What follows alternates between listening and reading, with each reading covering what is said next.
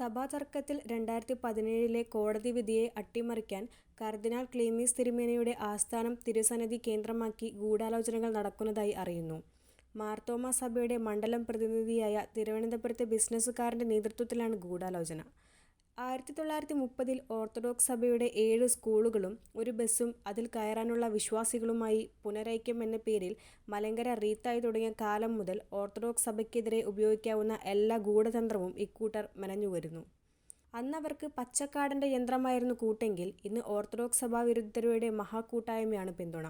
അതിസമ്പന്നരുടെ PR പണികൊണ്ട് നടക്കുന്ന മാർത്തോമാ സഭയുടെ മണ്ഡലം പ്രതിനിധിയാണ് ഇതിൻ്റെ കോഓർഡിനേറ്റർ. കഴിഞ്ഞ ദിവസം LDF കൺവീനർ EP ജയരാജനോട് യാക്കോബായ വിഭാഗത്തിലെ കൊച്ചി ജോസഫ് മാർ ഗ്രിഗോറിയോസ് തിരുമേനിയെ കെട്ടിപ്പിടിച്ചുകൊണ്ട് ക്ലീമീസ് തിരുമേനി പറയുകയാണ്, ഇവരെ കൈവിടരുതെന്നും നിങ്ങളെ പ്രതീക്ഷിച്ചാണ് ഇവർ നിൽക്കുന്നതെന്നും. എത്രയും വേഗം ചർച്ച് ബിൽ അസംബ്ലിയിൽ കൊണ്ടുവരണം. UDFൻ്റെ പിന്തുണ ഉറപ്പാക്കിയിട്ടുണ്ടെന്നും കൂട്ടിച്ചേർത്തു. മാസത്തിൽ 2 തവണയെങ്കിലും കൊച്ചി ഗ്രിഗോറിയോസ് തിരുമേനി ക്ലീമീസ് തിരുമേനിയുടെ തിരുവനന്തപുരത്തെ തിരുസന്നിധിയിലേക്ക് തീർത്ഥാടനം നടത്താറുണ്ട്. അതിൻ്റെ ഉദ്ദേശകാര്യം ചർച്ച് ബില്ലാണ്. ഇവരുടെ ഉപദേശക സമിതിയിലെ ഉപദേശകർ മുൻ ചീഫ് സെക്രട്ടറിമാരും ഇപ്പോൾ ഗവൺമെൻറ്റിൻ്റെ മുൻനിരയിൽ ഇരിക്കുന്നവരുമാണ്.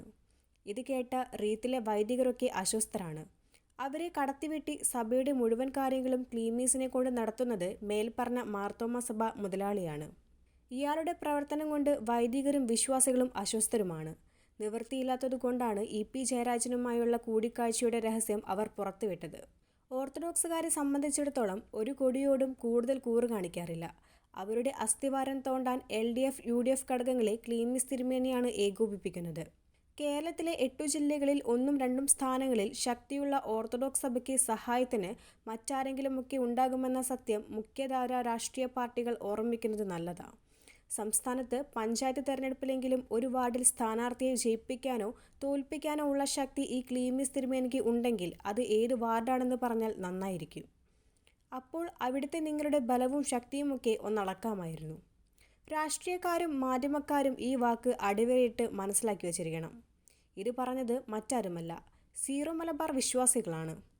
അവരുടെ ഇടയിൽ തർക്കം പരിഹരിക്കാൻ പോയ കഥകൾ വരും ദിവസങ്ങളിൽ വെളിപ്പെടുത്താമെന്നാണ് അവർ പറഞ്ഞിരിക്കുന്നത്. ഇവിടെ കത്തോലിക്കരെന്ന് പറയുന്നത് റോമൻ കത്തോലിക്കയും ലാറ്റിൻ കത്തോലിക്കയുമാണ്. മലങ്കര റീത്ത് എന്നത് അവർക്കിടയിൽ വെറും വരുത്തനാണ്. സ്ഥാനം വെച്ച് രാഷ്ട്രീയക്കാരും മാധ്യമപ്രവർത്തകരും ക്ലീമീസിനെ വണങ്ങുന്നു. കാരണം കേരളത്തിൽ കാതോലിക്ക ബാവയും കേരളം വിട്ടാൽ ആർച്ച് ബിഷപ്പും കർദിനാളുമൊക്കെയാണ്. മീഡിയക്കാരെ കണ്ടാൽ അദ്ദേഹത്തിൻ്റെ ശൃംഗാരഭാവം അതൊന്ന് കാണേണ്ടത് തന്നെയാണ്. എന്തായാലും ഈ മാർത്തോമാ മുതലാളിയും ക്ലീമീസ് ബാവയും കൂടി സമുദായങ്ങൾക്കിടയിലെ സകല സമവാക്യങ്ങളും സൗഹൃദങ്ങളും തകർക്കുകയും രാഷ്ട്രീയക്കാരെ തെറ്റിദ്ധരിപ്പിക്കുകയും ചെയ്യുന്നു. ഇതിലേക്ക് BJPയെ കൂടി കൊണ്ടിടാനാണ് സുരേഷ് ഗോപിയെയും V മുരളീധരനെയും വിളിപ്പിച്ച് പരിപാടികൾ സംഘടിപ്പിക്കുന്നത്. എന്തായാലും അവരിതിൽ വീഴില്ലെന്നാണ് കരുതുന്നത്. ഏതായാലും ഈ അവിശുദ്ധ കൂട്ടുകെട്ടിൽ റീത്തിലെ ഒരു വിഭാഗം വൈദികരും വിശ്വാസികളും കടുത്ത അതൃപ്തിയിലാണ്.